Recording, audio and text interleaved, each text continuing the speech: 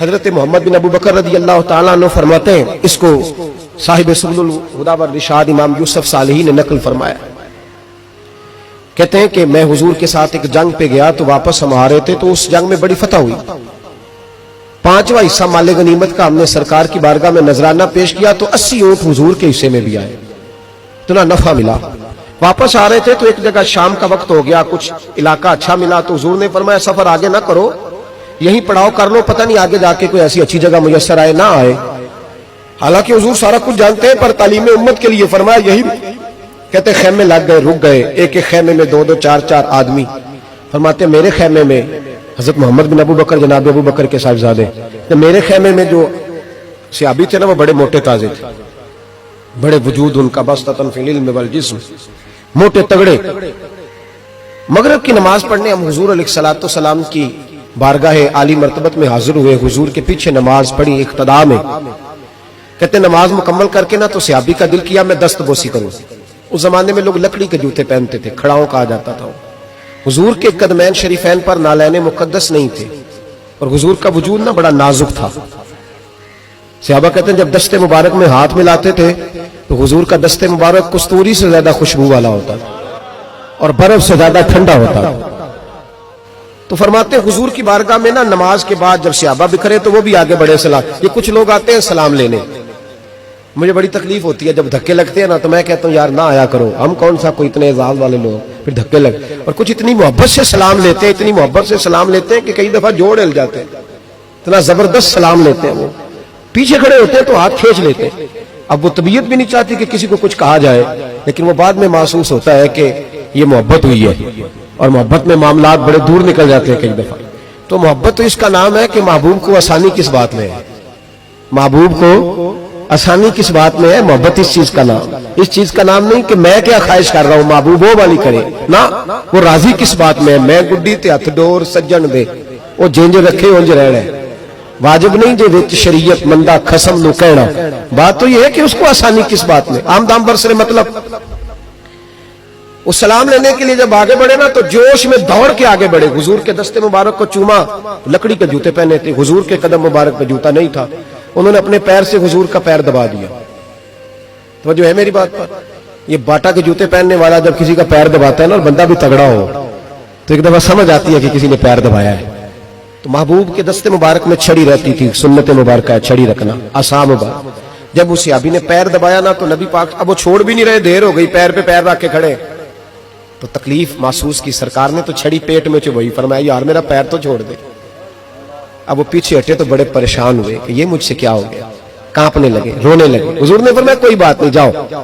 صحابہ نے بھی ذرا گھور کے دیکھا، محبوب نیچے بیٹھ گئے، اپنا قدم مبارک دبایا۔ حضرت محمد بن ابو بکر کہتے ہیں اپنے خیمے میں ہم لوگ چلے گئے، عشاء کی نماز بھی حضور کے پیچھے پڑھی، پر وہ صحابی ساری رات سو نہیں سکے، یار یہ مجھ سے کیا ہو گیا، گرا جون کی نگاہ سے وہ سنبھل نہیں سکتا، میں نے حضور کو تکلیف دی، محبوب کو تکلیف دی، کہتے وہ تڑپنے لگے، رونے لگے، یہ مجھ ساری رات میں تسلی دیتا کہ یار وہ کوئی ایسی ویسی بات نہیں، اللہ نے ہمارے محبوب کو رحمت للعالمین بنایا، اور حضور جانتے ہیں کہ تو نے جان بوجھ کے ایسا نہیں کیا، لیکن وہ اندر کا جو ہے نا وہ ماحول وہ ان کو سونے نہیں دیتا۔ کہتے ہیں سحری کا وقت ہوا تہجد کا، تو سیدنا بلال حبشی آئے، خیمے کے باہر کھڑے ہو، کہنے لگے بندہ کدھر ہے جس نے کل مغرب کے وقت حضور کا پیر دبایا، کدھر ہے؟ کہتے ہیں اب تو وہ اور ڈرے اور کہنے لگے لگتا ہے میری مذمت میں قرآن آ گیا۔ محبوب کی غیر ارادی بے ادبی بھی اللہ کو پسند نہیں، کہا لگتا ہے آیتیں آ گئی، پتہ نہیں میرے بارے میں کیا حکم آیا ہوگا، آپ اپنے ابا سے کہہ کے میری سفارش کرائیں گے، جناب صدیق اکبر سے کہیں گے، کہیں ایسا نہ ہو کہ میری دنیا بھی جائے اور آخرت بھی جائے۔ کہتے تڑپتے سسکتے در رسول پہ پہنچے، سحری کا وقت حضور تشریف فرما ہے، کہتے اب میں اور وہ منتظر تھے کہ کوئی ایسا حکم آئے گا، پتہ نہیں کیا بنے گا، اور اس حکم کے معاملے میں پھر کہاں تک بات جائے گی، قربان جائے۔ جب حضور کے سامنے کھڑے ہوئے تو سارا کچھ جاننے والے محبوب نے اپنی امت کی تعلیم کے لیے فرمایا بھائی عشاء کے بعد ہی تجھے بلانے کا ارادہ ہوا تھا، پھر خیال آیا کہ تو کہیں سویا ہوگا، سحری میں لوگ اٹھ جاتے ہیں تہجد کے لیے، اس لیے تجھے بلایا ہے۔ فرماتے اب انتظار تھا کہ وہ بڑی بات آئے، ڈر رہے تھے، لیکن قربان جائیں نبی پاک نے پیر دبانے کا ذکر ہی نہیں فرمایا، हुजूर फरमाने लगे बुलाया इसलिए है कि कल शाम मैंने तेरे पेट में छड़ी चबो दी थी, तुझे तकलीफ हुई होगी तो अल्लाह की रिजा के लिए माफ नहीं कर देता। जनाब मोहम्मद बिन अबू बकर कहते हैं पहले तो वो अकेला रोता था, अब हम सब ने रोना शुरू कर दिया। हुजूर आप क्या फरमाने? कहने लगे नहीं यार बेचारे का पेट बड़ा है, मैंने छड़ी चबो दी, उसको तकलीफ हुई होगी। और क्या लफ्ज है हदीस में, महबूब फरमाने लगे मैं सारी रात सो नहीं सका, इसका वो दर्द। ओ भाई तो अपने अब्बा को सख्त बात कह के आके बेड पे आराम से सो जाता, तो अपनी अम्मा को सख्त जुमला कह के वो तड़पती रहती है, उसे वो सारी रातें याद आती है, उसने बेटे के लिए बेदार रह के गुजारी होती है, तो एक फिक्रा कह के तू सोचता ही नहीं, कहने वाले तो कह ही देते हैं,